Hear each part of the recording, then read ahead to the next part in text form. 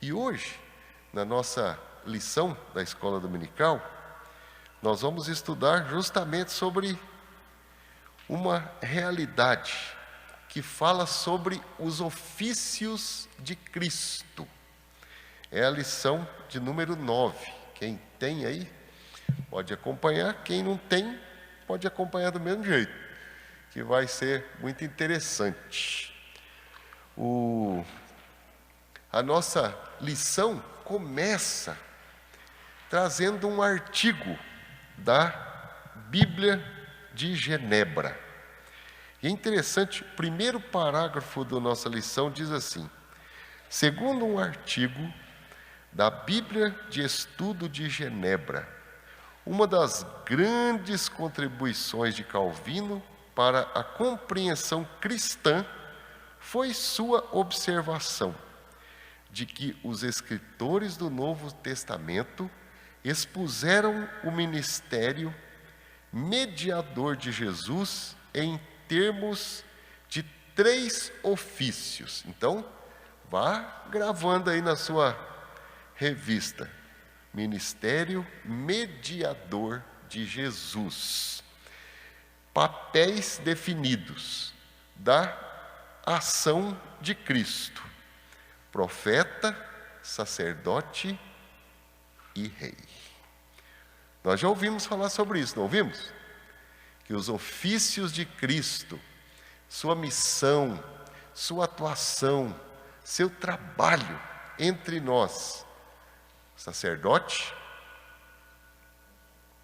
profeta e rei. Então, hoje, quero convidar vocês para pensarmos um pouco sobre isso, que nem sempre é falado na igreja, para lermos alguns textos e definirmos esses 3 ofícios de Cristo. O que Jesus é como profeta? O que o Senhor Jesus é como sacerdote? E o que o Senhor Jesus é como rei? Então, a gente, nesse período aqui de introdução, a gente vê no finalzinho do segundo parágrafo aqui, dizer assim, que 3 coisas se devem nele ter em consideração acima de tudo: o munus profético, a realeza e o sacerdócio. Então hoje nós vamos estudar sobre o propósito e a aplicação destes 3 ofícios de Cristo. E eu quero já convidá-los para pensarmos sobre o primeiro ofício do Senhor Jesus. Isso vai nos ajudar a entender muita coisa. O primeiro ofício que nós vamos hoje aqui estudar é o ofício profético de Cristo.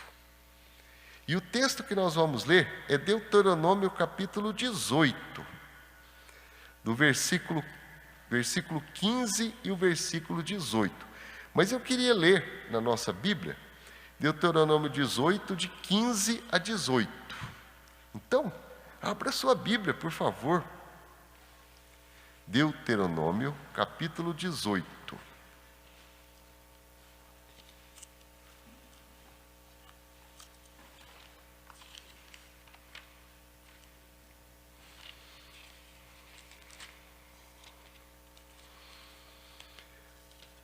Deuteronômio 18, de 15 a 18. Interessante que o Antigo Testamento fala sobre esta realidade. E o que a palavra de Deus diz, aqui no Pentateuco, que é a repetição da lei, é o seguinte: o Senhor teu Deus te suscitará um profeta no meio de ti, de teus irmãos, semelhante a mim, a ele ouvirás. Segundo tudo o que pediste ao Senhor teu Deus em Horebe, quando reunido o povo, não ouvirei mais a voz do Senhor. meu Deus, nem mais verei este grande fogo para que não morra. Então o Senhor me disse: falaram bem aquilo que disseram. Suscitar-te-ei um profeta do meio de seus irmãos, semelhante a ti, em cuja boca porei as minhas palavras, e ele lhes falará tudo o que eu lhes ordenar. Então, qual a tarefa do profeta? Se você olhar aqui na revista, essa nossa lição está muito bem explicada. Quando a gente vai aí para a página 32, o primeiro parágrafo diz assim: no Antigo Testamento, o profeta era alguém vocacionado e chamado por Deus para falar ao povo da parte do Senhor. Ele era canal da revelação do propósito de Deus. Quando a gente fala sobre um sacerdócio universal, o que significa o sacerdócio universal? Será que nós também somos profetas, sacerdotes, rei? Até que ponto nós temos esse chamado para a profecia? O que é profecia? Profecia é apenas anunciar coisas que vão acontecer, surpresa, dizer assim: olha, vai acontecer uma coisa na sua vida aqui tão extraordinária, tão maravilhosa, como num tempo atrás, algumas profecias que eram dadas que diziam assim: olha, fulano vai casar com Beltrano. A gente falava: ixi, só revelou para essa pessoa, porque os dois mesmo nem se dão. Se colocar os dois juntos, é perigoso até acontecer uma coisa mais grave.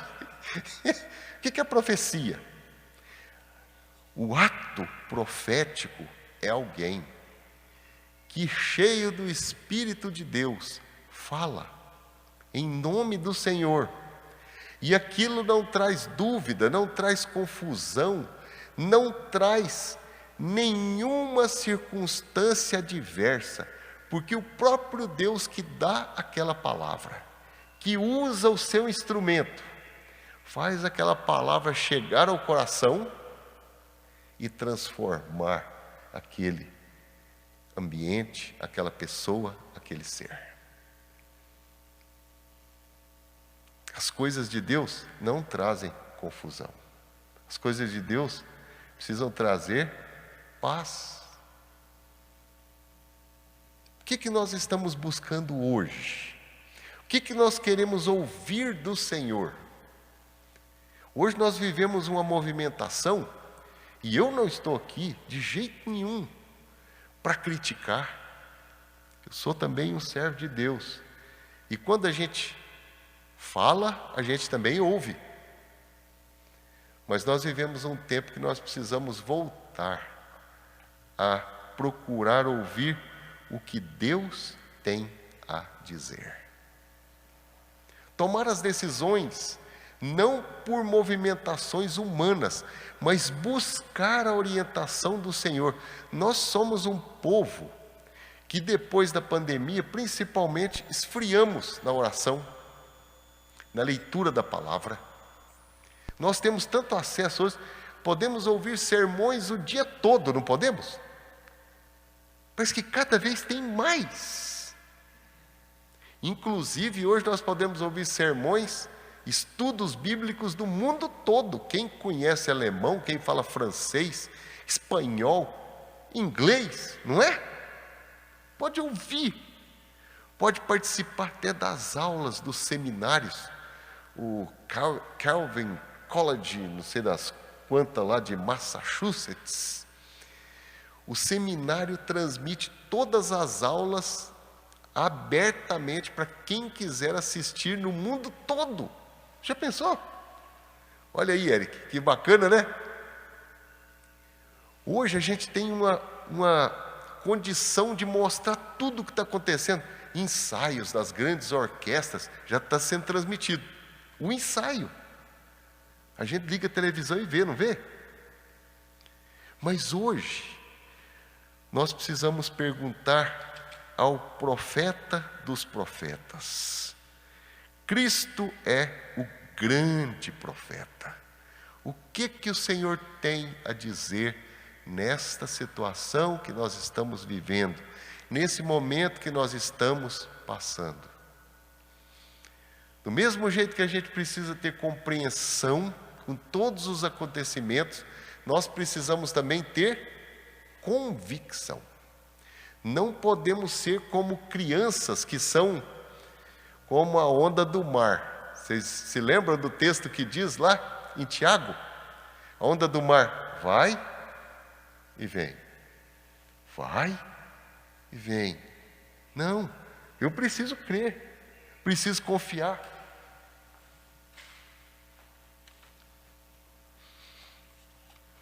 Interessante que, quando o escritor dessa lição começa a escrever sobre essa realidade, ele cita um texto muito interessante, que é Efésios capítulo 2, versículo 20. Vamos abrir as nossas Bíblias? Efésios 2, 20.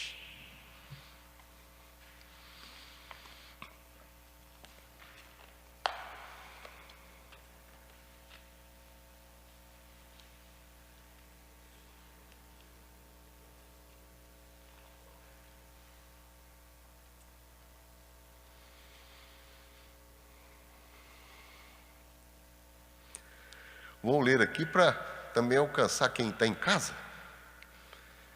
Efésios 2:20 diz: edificados sobre o fundamento dos apóstolos e profetas, sendo Ele mesmo, Cristo Jesus, a pedra angular. Como dizendo que o profeta dos profetas é o Senhor Jesus. Nós estamos estudando aqui à noite as parábolas. Hoje nós vamos estudar mais uma. Vocês se lembram das duas últimas parábolas que nós estudamos? Quem lembra? Uma tinha um juiz e uma viúva. E a outra, um fariseu e um publicano. Não tem vergonha nenhuma em não lembrar. Eu também, às vezes, eu olho para a pessoa, convivo com a pessoa um tempo inteiro e parece que minha cabeça tem tido alguma dificuldade, eu não lembro o nome da pessoa e o nome está na ponta da língua. Mas, quando a gente começa a ver a maneira profética de Jesus falar, é diferente, não é? Sobre os dois homens que estavam orando, o que Jesus disse? Ele não estava preocupado em pessoas que estavam orando, mas ele estava preocupado em como essas pessoas estavam orando. Um era um orgulhoso, orava julgando as outras pessoas, dizendo: muito obrigado, Senhor, porque eu não sou um adúltero, não sou um roubador, não sou nada disso que esse povo é aí, e nem sou um publicano. Você já imaginou isso? Será que a gente pode fazer uma oração tão orgulhosa? O outro publicano, que é interessante, que eu faço questão de relembrar, era um judeu que trabalhava para os romanos e que recolhia os impostos. Então ninguém gostava dele, porque ele cobrava os impostos dos judeus que moravam em território romano. E a fama dos cobradores de impostos, porque eles não tinham informática, não tinha um sistema muito rigoroso de auditoria, então eles cobravam e aquele dinheiro, por causa de alguns, todos caíam na mesma... Ninguém gostava deles. E ele estava lá na igreja orando, dizia assim, a oração dele é exatamente essa, dizendo: Senhor, eu sou uma pessoa tão impura, eu sou pior do que qualquer um que está aqui nessa igreja orando, mas eu preciso tanto do Senhor, e eu careço tanto da Tua graça, que eu não sou nada sem o Senhor. Eu conheço o Senhor, eu não tenho intimidade com o Senhor, mas eu queria conhecê-lo mais. E eu queria que o Senhor começasse uma obra na minha vida, transformando meu coração. Para eu sair aqui desse momento de oração, porque eu estou aqui porque a gente precisa orar pelo menos 9 da manhã e 15 horas, que era o costume deles lá. Mas eu não quero sair daqui do jeito que eu entrei. Eu quero sair daqui mudado. Ontem nós fomos assistir um filme, eu e a Lília. E há muito tempo a gente não ia no cinema. E o filme Cristão, da família Hendricks, Forjado. Queria convidar você para ir lá no cinema assistir, enquanto não estiver na sua casa. Nós só choramos uma vez, né? Do começo ao fim. Nossa, os testemunhos. Um filme que é da mesma equipe que fez aquele Quarto de Guerra e Corajosos. Então os atores são aqueles em outras posições.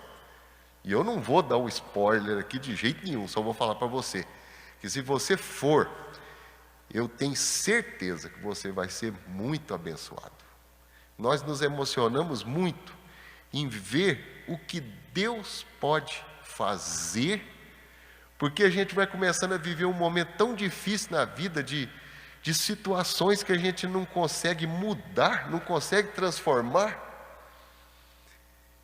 E a gente precisa ser relembrado do poder de Deus, da palavra de Deus e dessa condição muito profunda do Senhor falar.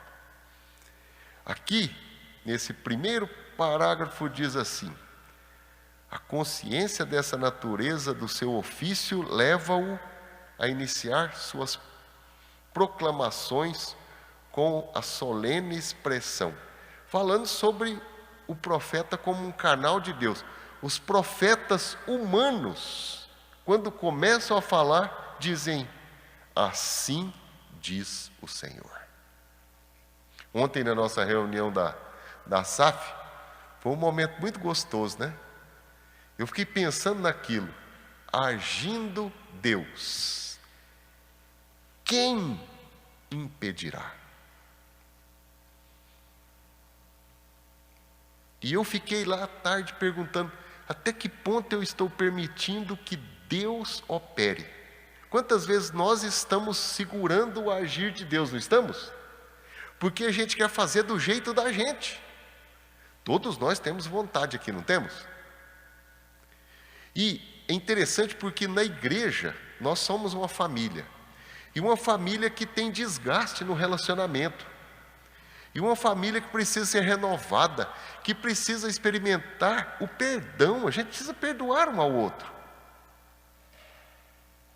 Eu não estou aqui na igreja para cometer nenhuma maldade com ninguém, muito pelo contrário.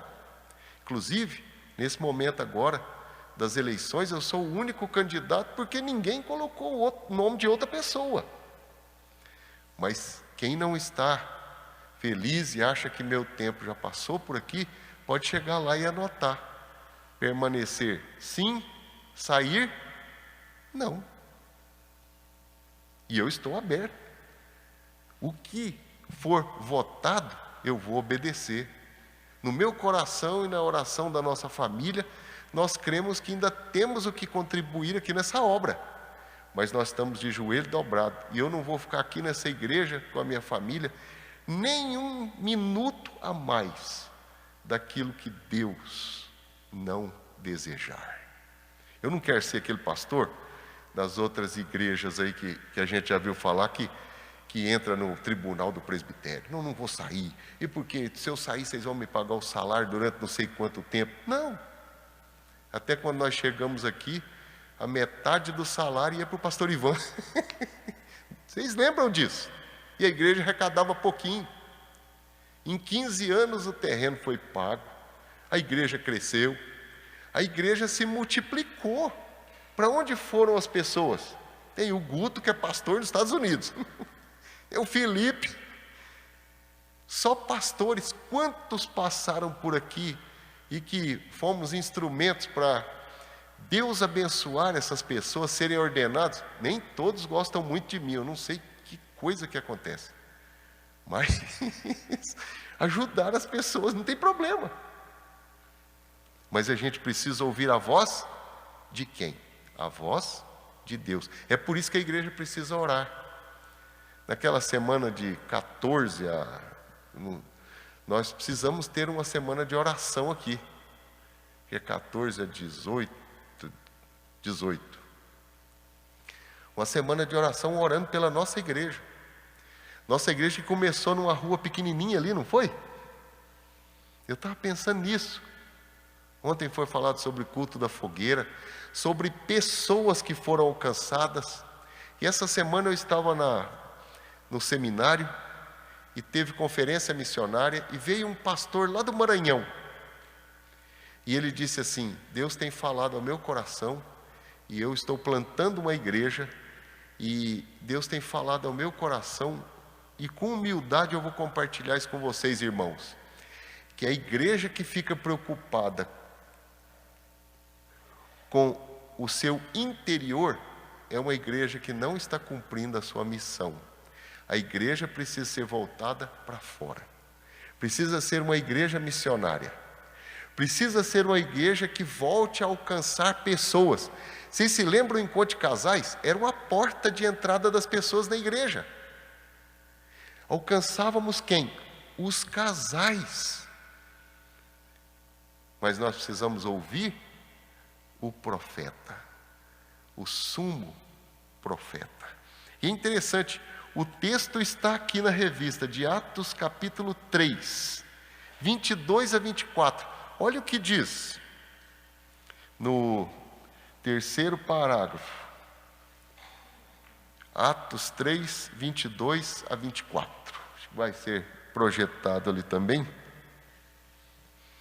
Disse na verdade Moisés: o Senhor Deus vos suscitará dentre vossos irmãos um profeta, semelhante a mim, repetindo o que está lá em Deuteronômio, não é? A ele ouvireis em tudo quanto vos disser. Acontecerá que toda alma que não ouvir a esse profeta será exterminada do meio do povo. E todos os profetas, a começar com Samuel, assim como todos quantos depois falaram, também anunciaram esses dias. Quem é o profeta? O que Jesus tem para dizer hoje? Quando a gente ouve que o profeta era alguém vocacionado e chamado por Deus para falar ao povo, da parte do Senhor, ele era canal da revelação dos propósitos de Deus. Enquanto eu estava estudando, eu fiquei pensando sobre Maria. Maria passou por um momento muito difícil na sua vida, não passou? Quando ela ficou grávida, foi fácil? Eu li um livro há pouco tempo que falava sobre as lutas da vida cristã. Nem sempre as pessoas conseguem ver o que Deus está fazendo, principalmente fazendo na vida da gente. E Maria estava lá, é obra do Espírito Santo. Como é que é? Esse negócio está mal explicado, não está? Tia Di, a senhora é experiente na vida aí, uma mulher aparece grávida, né? Estava fazendo tratamento com o doutor Álvaro? Minha filha, ficou grávida com o Espírito Santo. O marido, ou noivo, olha quantas lutas nós temos enfrentado. A gente tem os filhos pequenos, a gente acha, nossa, está pesado demais, viu, Érica? Está pesado. Né, Márcia? Aí depois eles crescem, pesado. Aí vem os netos, mais pesado. Ouvindo a dona Denise falar do netinho mais novo, falou assim, mas tão franzininho, não come, uma dificuldade, mas tem uma outra desse tamanho lá assim, que também não comia de jeito nenhum. E ela mesma me falou, e ontem isso ficou gravado na minha mente, viu? Foi de Deus aquilo. A senhora falou assim: cria todo mundo. Ela já está descansando no Senhor, tá bom, né? Quando ela falou: Fernando, hoje está melhor. Nossa, fiquei tão emocionado. Uma pessoa tão querida, um homem que quando cheguei aqui me acolheu no conselho, que sempre apoiou. O que Deus quer com esses movimentos que estão acontecendo nas nossas vidas? Nós que estamos mais velhos um pouco, quem já perdeu papai e a mamãe, eu estou lá com os meus velhinhos, às vezes ligo lá, meu Deus do céu, mas dá vontade de pegar um teletransporte e ficar do lado deles, né? Outro dia foram os 2 de ônibus receber a aposentadoria no centro da cidade. Aí chegou no terminal, o ônibus freou, aí meu pai estava descendo, o ônibus deu uma mexidinha, ele caiu. Mas a perna não aguenta. Minha mãe só enxerga de um olho. Eu falei assim: Senhor, aumenta a minha fé. Aí foi para o branco. Eu não aguentei, depois de uma meia hora eu liguei de novo. Falei: e aí, tudo bem? Tudo. Teve uma moça lá que ajudou a gente. Eu falei: já decorou a senha deles. O que você pensa? Você já pensa um monte de... Assim, já clonou o cartão. E eu viajei nas loucuras desse mundo, porque a gente só fica pensando o pior, não pensa? A Thelma quer alugar uma casa lá, onde vai nascer. Aí o pessoal: não. Ixi. Eu vi que a Thelma estava meio frustrada ontem, né? E o que Deus tem para dizer em tudo isso? A gente precisa descansar no Senhor. O profeta dos profetas é o Senhor. E olha só o texto de Lucas 4:18. É lindo. Diz assim: o Espírito do Senhor está sobre mim, pelo que me ungiu para evangelizar os pobres, enviou-me para proclamar libertação aos cativos e restauração da vida aos cegos, para pôr em liberdade os oprimidos e apregoar o ano aceitável do Senhor. Sabe o que o inimigo está fazendo? Está dizendo assim: não evangeliza não. Fica só preocupado com as pessoas que estão saindo da igreja e fica muito triste porque eles saíram. Puxa, não, vamos alcançar mais pessoas que estão perdidas sem o Senhor Jesus. A SAF precisa ser missionária, a mocidade, viu, Eric? A gente precisa alcançar gente. Se alcançar um por ano, tá bom. Mas nós temos que ir.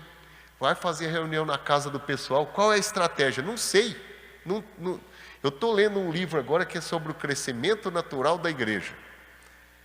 E tem coisa que está contemporaneizado, mas tem coisa que já está ultrapassado.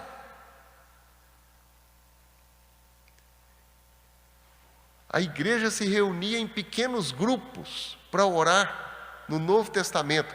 Hoje os pequenos grupos acontecem, mas a gente precisa de líder. Mas alguma coisa vai acontecer. Porque Deus é dono dessa obra. É o profeta, é aquele que tem a palavra que precisa ser transmitida. E aqui, no segundo parágrafo da página 32, diz assim: o profeta falava não de si, mas da parte do Senhor. É o maior problema que nós temos, é não falar de mim, mas falar da palavra.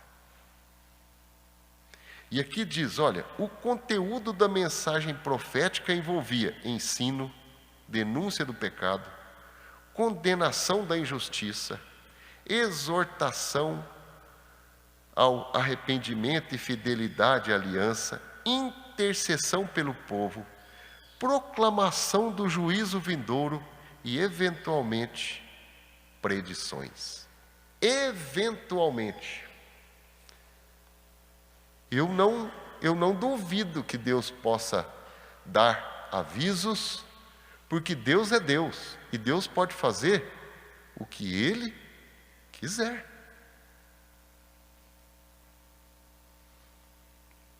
Mas Ele faz e não deixa dúvida nenhuma. O avivamento precisa começar ouvindo a voz de Deus dentro da nossa casa, fazendo o nosso devocional com a nossa família, pregando o Evangelho dentro da nossa casa, fortalecendo a nossa casa. Um momento de estudo bíblico, de devocional, aquele filme lá, O Quarto de Guerra. Nós precisamos voltar a ter isso na nossa casa, antes de fazer qualquer coisa, antes de ligar a televisão, antes de ouvir o rádio. Caiu a bomba lá no Líbano, matou não sei quanto, era uma família brasileira. Você começa desse jeito, durante o dia, e o outro foi assaltado não sei onde, um caminhão passou em cima de um carro, e que não sei o que, o motoqueiro foi dar um chute no retrovisor, se desequilibrou, caiu, o caminhão veio e passou em cima dele. Você termina o dia de que jeito? Tem que ter uma palavra de esperança para o nosso coração, não é? Vamos fazer o exame, chega lá um monte de gente doente. A senhora tem passado por isso aí, né? A gente volta deprimido, não volta, dona Denise, lá daqueles lugares? Com câncer, o outro... Poxa! Me pediram para fazer uma visita para uma criança. Eu voltei de lá mal. Criancinha doente. 2 João 1:9. Todo aquele que ultrapassa a doutrina de Cristo e nela não permanece, não tem Deus. 2 João 1:9. Todo aquele que ultrapassa a doutrina de Cristo e nela não permanece, não tem Deus. O que permanece na doutrina, esse tem tanto o Pai como o Filho. Precisa explicar mais? É muito claro. Todo aquele que ultrapassa a doutrina de Cristo.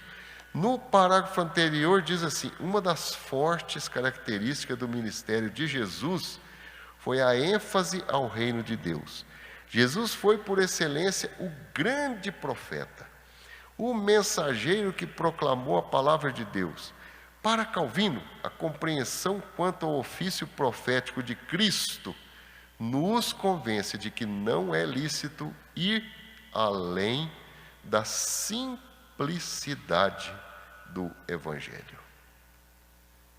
Ir além da simplicidade do Evangelho.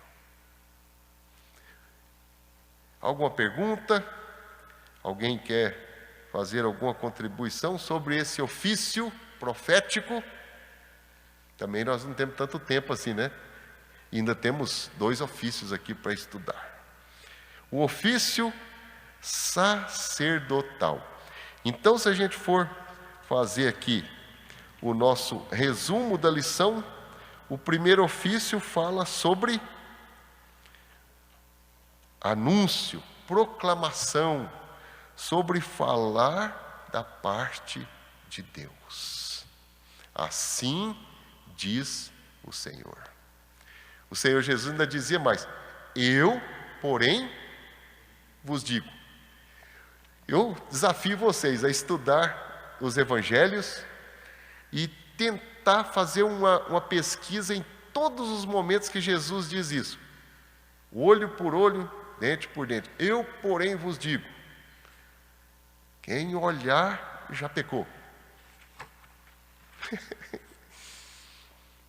Agora o ofício sacerdotal. Qual era o trabalho do sacerdote? Me ajudem aí. Lília, você pode pegar um copo d'água para mim, por favor?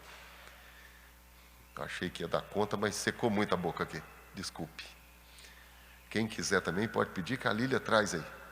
Porque quando a gente vê alguém tomando água, dá uma sede, né? O que o sacerdote fazia?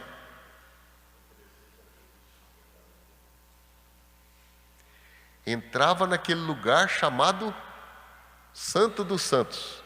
Só ele podia fazer aquilo, não era? O ofício de Jesus também é um ofício expiatório. E aí a gente fala agora sobre uma questão muito séria, sobre pecado. Quem não tem pecado, atire a primeira pedra. Sempre fica aí na mente, né? Quem pode perdoar pecados? Jesus. Jesus é o Cordeiro de Deus que tira o pecado do mundo. Profeta, sacerdote. Até um texto que a gente precisa ler é Apocalipse capítulo 11, versículo de número 15.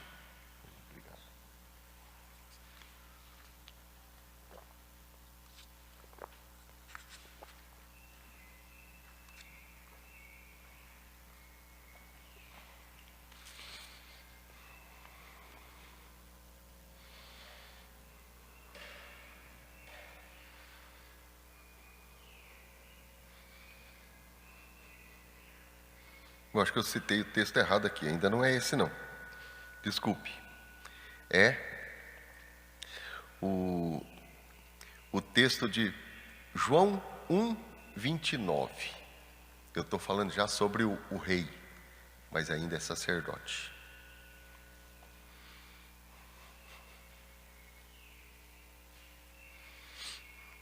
João 1, 29. No dia seguinte, viu João a Jesus, que vinha para ele, e disse: Eis o Cordeiro de Deus, que tira o pecado do mundo. E eu preciso fazer uma pergunta hoje. Nós falamos sobre aqueles dois homens que estavam orando. Quem aqui acha que não precisa responder? Não tem pecado? Que tem pecado, que precisa se confessar? Você acha que tem feito algo que não tem agradado ao Senhor, que precisa da expiação, que precisa desse lavar regenerador do sangue do Cordeiro?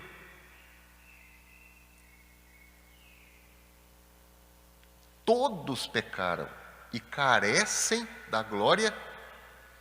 Todos nós pecamos. A gente olha para uma pessoa e fala assim: puxa, essa pessoa aí, essa pessoa não é uma pessoa de confiança. Eu não vou falar muita coisa perto dessa pessoa, porque já aprontou algumas vezes.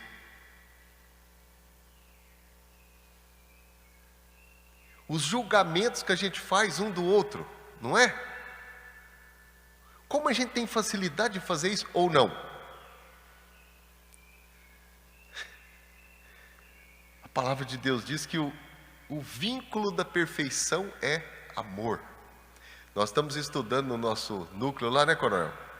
Já é a terceira semana, vai para a quarta. Um mês estudando sobre o amor. E a primeira lição que nós estudamos foi a mais pesada. Se alguém te der um tapa, pá! Dê a outra face. Pá! Se andar uma milha, anda a segunda. Até a gente falou agora no último estudo sobre o perdão, né? Que o amor perdoa. A gente perdoa por amor. Aí a Lília fez um comentário, ela falou assim: a gente perdoa os outros enquanto os outros estão perdoando a gente. Porque o apóstolo Paulo, um servo de Deus, proclamou e disse: o bem que eu quero fazer, eu não faço. Quem que não tem pecado? Eu tenho. Todos nós temos. Quem disser que não tem pecado, pecou. Jesus é o sumo sacerdote, que a si mesmo se entregou a fim de expiar nossos pecados. Segundo a Escritura, ele continua a interceder em favor do povo de Deus. Interessante, aqui tem um escrito na página 33, 32, que eu quero ler, que diz assim, no Salmo 110, versículo 4, o salmista afirma, tu és sacerdote para sempre, segundo a ordem de Melquisedeque. No Antigo Testamento, grande ênfase era dada ao sacerdócio. A função sacerdotal era exercida por homens vocacionados por Deus e consagrados a esse mistério. O livro de Levítico, capítulo 8, capítulo 9, 10, 20 e 21, descreve detalhadamente o papel dos sacerdotes na aliança. O enfoque principal do Levítico era a expiação da culpa do povo, conduzida pelo sacerdote através dos sacrifícios dos animais. E aí a gente vê aqui de novo repetida a Bíblia de Genebra, que diz assim, é aqui que Levítico mais tem a ensinar aos cristãos, pois as suas ideias são retomadas e desenvolvidas pelo Novo Testamento na descrição da morte expiatória de Cristo. Ele é o Cordeiro sacrificial perfeito, que tira o pecado do mundo. A morte de Cristo é o resgate em favor de muitos. O seu sangue purifica-nos de todo o pecado. Acima de tudo, Jesus é o perfeito sumo sacerdote, que não entra em tabernáculo terreno, uma vez por ano no dia da expiação, que era o que o sacerdote fazia, mas sim que subiu ao tabernáculo celestial para sempre, não porque ofereceu um simples cordeiro pelos pecados do seu povo, mas porque deu a sua própria vida. O rompimento do véu no templo, quando Jesus foi crucificado, foi uma demonstração de que a sua morte abriu o caminho a Deus para todos os crentes. Hoje nós temos acesso e nós podemos nos prostrar diante do Senhor e dizer, Senhor, tem misericórdia de mim e me perdoe, me purifique. Eu falei o que eu não devia falar, eu julguei quando eu não devia julgar, eu errei quando eu fiz o fraco tropeçar. Tem um hino que diz isso, né? Se sofrimento te causei, ó Deus, se ao meu exemplo fraco tropeçou, se eu não andei nos bons caminhos teus, perdão, Senhor. Quando eu canto esse hino, eu fico arrepiado. Porque quem acha que não tem pecado, pode cantar o hino. Né, tia? Vai ver lá que a gente não... Todos nós somos pecadores, não somos? Interessante que, olhando aqui, a gente precisa ver esse sacerdócio expiatório. Tem uma coisa que Satanás faz. Satanás quer provar que nós somos pecadores, que nós erramos, que nós somos falhos. Jesus quer nos abraçar e nos busca como uma ovelha perdida, nos coloca no ombro.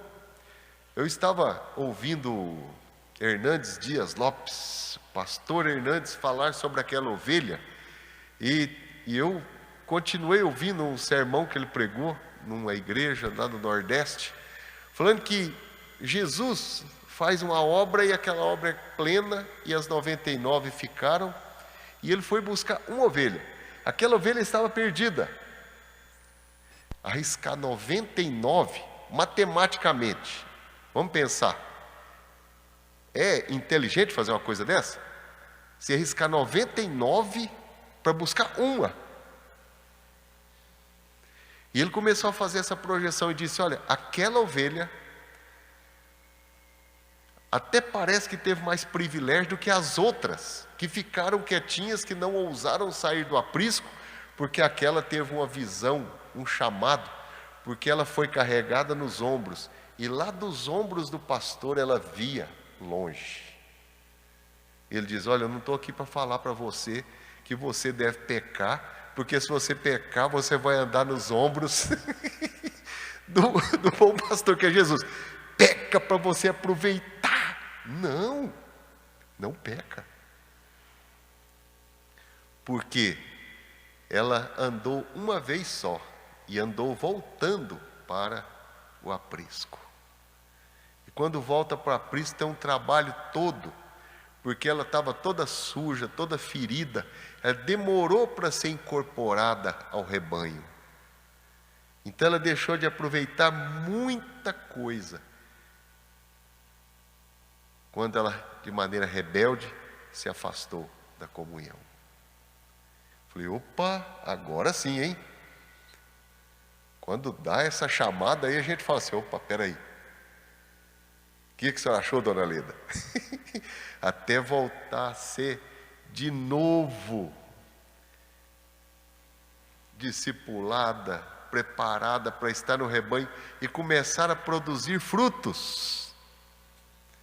Sabe que as pessoas que são lavadas e são regeneradas precisam continuar pensando que nós não podemos permitir que outras pessoas continuem no pecado, nós que já fomos regenerados. Nós precisamos ter ações para alcançar o perdido, senão a igreja não tem sentido. Quando a igreja não está trabalhando, quando a igreja não está evangelizando, quando a igreja não está preocupada com o pecador, a igreja critica um ao outro, principalmente o pastor, a igreja critica as outras igrejas e a igreja se dissipa, porque aí cada um vai para um lado, ninguém quer ficar junto mais, ninguém sabe fazer mais nada, todo mundo está errado. Quando a gente tem a consciência do pecado, a primeira coisa que a gente faz é confessar, e depois é procurar alcançar outros. Nós temos uma irmã aqui que já fez amizade lá na farmácia, né? Porque chega mais cedo de ônibus e ela passa lá e já tem uma freguesia na farmácia para entregar o cada dia. Eles sabem para onde a senhora está vindo, né? Pedem oração, falam, a senhora está indo lá na igreja? Ore por nós. Opa! Se eu fui resgatado das trevas, eu também preciso ter uma atitude de buscar pessoas. Mas nós vamos encerrar falando sobre o ofício real. Então nós já falamos sobre o ofício de profeta, falar da parte de Deus. E falamos sobre sacerdócio universal, sobre expiação, sobre purificação, o sacrifício daquele cujo sangue é muito mais efetivo do que o sangue de touros e carneiros. Irmão, se o seu coração está triste hoje, se você não consegue perdoar as pessoas pecadoras que têm pecado contra você, que têm falado mal de você, que têm tentado mal contra você, não te deixes vencer do mal. Vence o mal com o bem. Esse é o caminho do crente. E agora nós vamos encerrar falando sobre o ofício real de Cristo. E o ofício real de Cristo é impressionante, porque fala sobre governo, fala sobre soberania. Quando a gente fala sobre rei, é um sistema de governo que a gente não conhece. Conhece? Quem conhece aqui o... De vez em quando a gente olha para algumas pessoas e diz assim, olha aí, ó, parece até que é rei. Ou que está com o rei na barriga. Sabe o que é o rei? O rei é aquele que manda e pronto, acabou. Não tem discussão.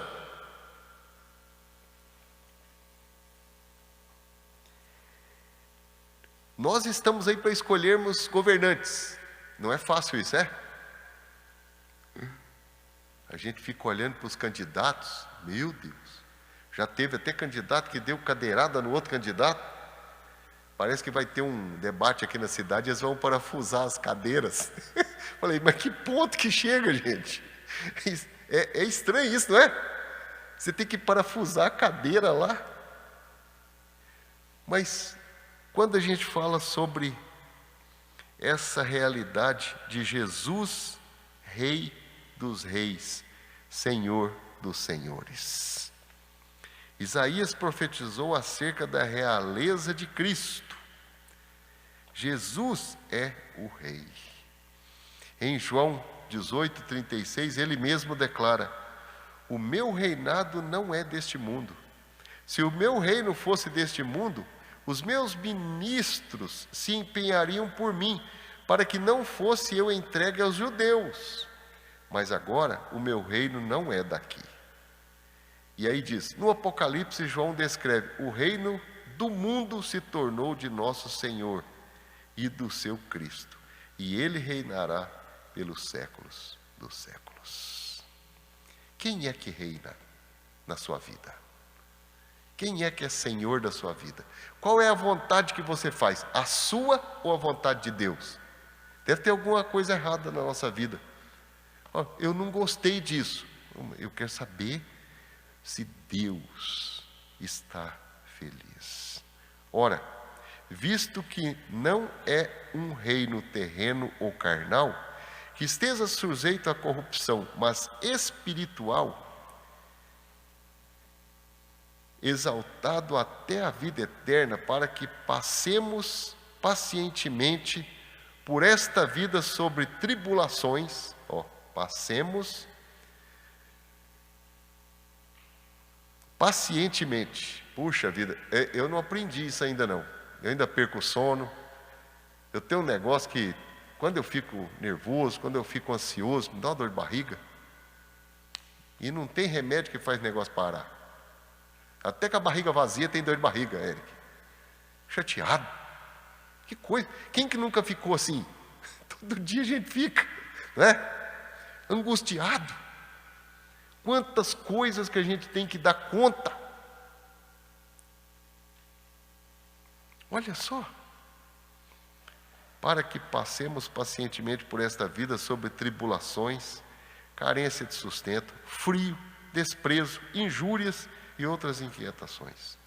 Contentes com isto só, que o nosso Rei nunca nos haverá de deixar a míngua, assim que nos não venha em ajuda em nossas necessidades, até que, havendo desempenhado nossa militância, sejamos convocados ao triunfo, porquanto a natureza de seu reinar é tal que compartilhe conosco tudo quanto recebeu do Pai.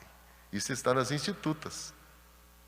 Vivendo pacientemente. Por quê? Porque nós temos um Senhor da nossa vida. Quando a gente fala sobre Senhor, nós estamos reconhecendo o ofício de Cristo, que é de Rei. Submissão. O cristão é submisso. Não é o que a gente canta? Submisso ao que Ele mandar.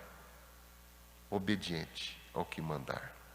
E eu preciso encerrar aqui hoje falando sobre isso, sobre os 3 ofícios. O primeiro, o Senhor é a voz de Deus aqui na terra. O Senhor é o Cordeiro de Deus. E o Senhor é o governante. Eu posso confiar no governo do Senhor. Eu posso crer que Ele vai me dar vontade, vai me dar direção, vai me mostrar a sua vontade, vai me dar segurança e vai me dar tranquilidade. Eu estava orando e nós temos já um recurso na conta da igreja para fazer a construção aqui.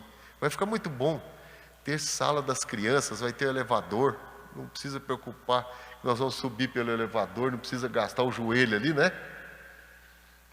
Tudo isso, assistência do filho do dono da empresa, que é engenheiro, que vai fazer o dono da empresa, que é um cristão. Olha como Deus faz as coisas. E outras, tivemos um abatimento aí de 35%, né, do que está hoje no mercado. Uma pessoa que tem obras na cidade, que está fazendo obras lá no seu jardim, que foi o que fez as obras do Hospital Mackenzie.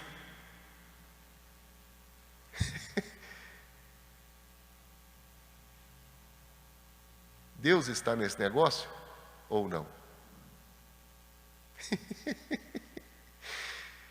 Agora me diz, é fácil descansar no Senhor?